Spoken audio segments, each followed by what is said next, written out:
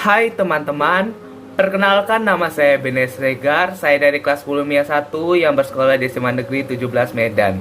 Pada video kali ini di sini kita akan belajar tentang geografi, yaitu tentang batas-batas wilayah laut Indonesia. Mau tahu penjelasannya? Mari kita simak video berikut ini dan selamat menyaksikan.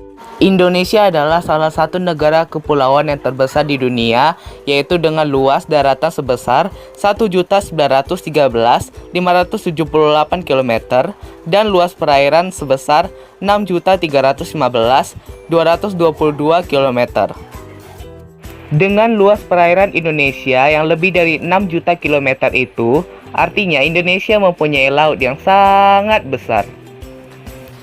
Nah, sebagai negara kepulauan yang wilayah perairan lautannya lebih luas dibandingkan dengan wilayah daratannya, maka peranan dari wilayah laut menjadi begitu penting terhadap kehidupan bangsa dan negara. Wilayah lautan Indonesia begitu luas dengan adanya kekayaan laut yang melimpah ruah, seperti halnya ada ikan-ikan, kerang, rumput laut, udang, dan lain sebagainya. Semua itu ada dan terkandung di dalam wilayah laut kita, Indonesia. Hal ini menjadi salah satu kebanggaan untuk bangsa kita dan bisa sekaligus menjadi modal penting dalam melaksanakan kegiatan pembangunan. Nah, sesuai dengan hukum laut internasional yang sudah disepakati oleh PBB, berikut ini pembagian wilayah laut menurut dari Konvensi Hukum Laut PBB yang akan dijelaskan mengenai pembagian wilayah laut Indonesia. Nah, ini adalah gambaran dari jenis batas-batas wilayah laut Indonesia. Yang pertama ada batas laut teritorial atau zona laut teritorial. Yang kedua ada batas landas kontinen. Yang ketiga ada zona ekonomi eksklusif atau sering disebut dengan ZEE. Dan yang keempat ada zona tambahan. Kita bahas satu-satu ya teman-teman, supaya kita lebih mengerti apa yang dimaksud dengan batas-batas wilayah laut Indonesia serta jenisnya. Nah, yang pertama kita akan membahas zona laut teritorial atau batas laut teritorial. Batas laut teritorial ini adalah batas perairan laut suatu negara yang diukur dari pantai terluar ataupun pulau terluar dengan jarak 12 mil atau 19,3 km ke arah laut lepas. Namun, jika terdapat dua negara atau lebih yang mengalami proses interaksi sosial akan menguasai suatu lautan tersebut, maka akan ditarik sama jauhnya dari masing-masing negara. Misalnya, bila lebar lautan sekitar kurang dari 24 mil dan terdapat dua atau lebih negara yang menguasainya, maka garis teritorialnya akan ditarik sama jauh dari garis pada masing-masing negara tersebut. Yaitu, yang pertama, laut yang berada di antara garis dan garis batas teritorial akan disebut sebagai laut teritorial. Sedangkan, jika laut tersebut terletak di sebelah garis dasar, maka akan masuk ke kawasan laut internal atau perairan dalam, atau sering disebut dengan Laut Nusantara. Garis dasar merupakan garis hayal yang menghubungkan seluruh titik-titik yang berada di ujung-ujung dari pulau terluar di negara tersebut. Nah, perlu diingat juga nih teman-teman, sebuah negara memiliki hak sepenuhnya terhadap perairan yang sampai pada batas laut teritorial. Bebas menggunakannya dan bebas mengambil sumber daya alam yang ada di dalam lautan tersebut. Namun, negara tersebut juga memiliki kewajiban untuk memfasilitasi alur pelayaran lintas yang damai dan baik di permukaan laut ataupun di bawah lautan. Aturan mengenai wilayah laut teritorial ini dikeluarkan pemerintah Indonesia pada tanggal 13 Desember 1957 yang dikenal sebagai Deklarasi Juanda dan kemudian diperkuat dengan Undang-Undang Nomor 4 pada tahun 1940. Nah, yang kedua kita akan membahas zona landas kontinen. Zona landas kontinen ini merupakan dasar laut yang secara geologis ataupun morfologi yang menjadi landasan dari suatu kontinen atau benua.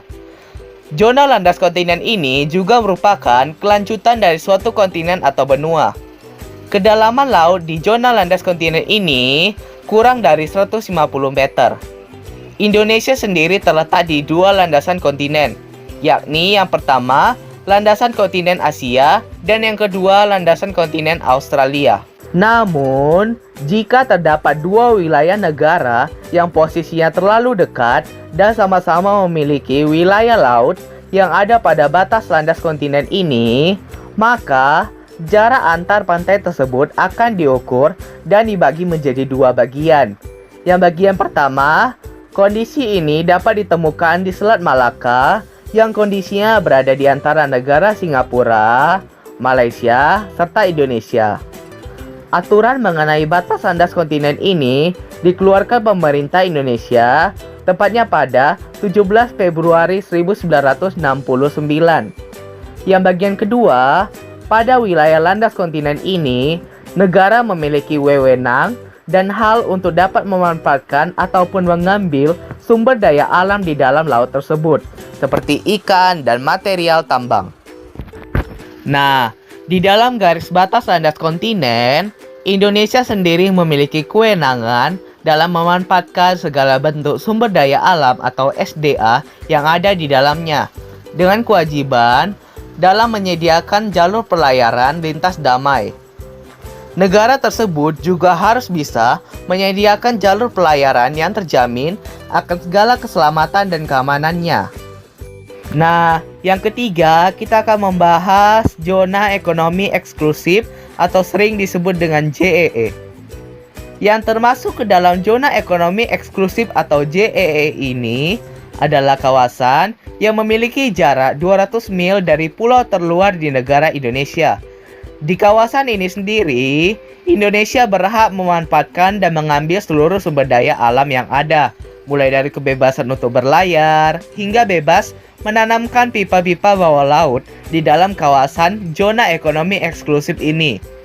Peraturan mengenai zona ekonomi eksklusif atau ZEE dikeluarkan pemerintah Indonesia pada tanggal 21 Maret 1980.